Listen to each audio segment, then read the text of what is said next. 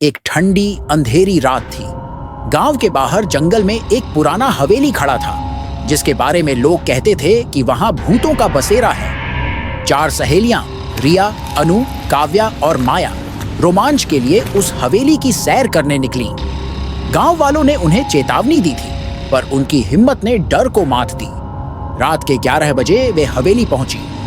Torch की मध्यम रोशनी में दरवाजा खुला। अंदर की हवा ठंडी और सड़ांध भरी थी। दीवारों पर पुरानी पेंटिंग्स थीं, जिनकी आंखें उन्हें घूर रही थीं। अचानक एक जोरदार आवाज आई, जैसे कोई भारी चीज गिरी हो। माया ने हंसकर कहा, शायद कोई चूहा होगा, पर उसकी आवाज में डर साफ झलक रहा था। वे ऊपरी मंजिल की ओर बढ़ी। सीढ़ियां चरमरा रही थीं। तभी रिया की नजर एक कमरे में पड़ी, जहां से फुसफुसाहट सुनाई दी। कोई है? उसने पुकारा, पर जवाब में केवल सन्नाटा मिला। अचानक कमरे का दरवाजा अपने आप बंद हो गया और चारों सहेलियां अंदर फंस गईं। अंधेरे में एक ठंडी सांस उनके चेहरों को छू गई। काव्या की चीख गूंजी जब उसने एक काली परछाई को दीवार पर रेंगते देखा।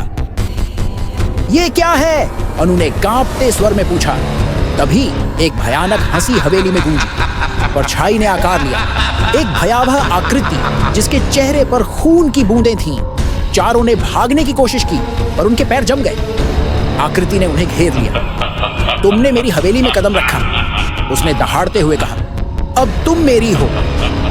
रिया ने हिम्मत जुटाकर टॉर्च फेंकी, पर वह आकृति के आर पार निकल गई। एक एक कर सहेलियां चीखती रहीं, और उनकी आवाजें हवेली की दीवारों में कैद हो गईं। सुबह गांव वालों ने हवेली की तलाशी ली, पर कोई निशान नहीं मिला।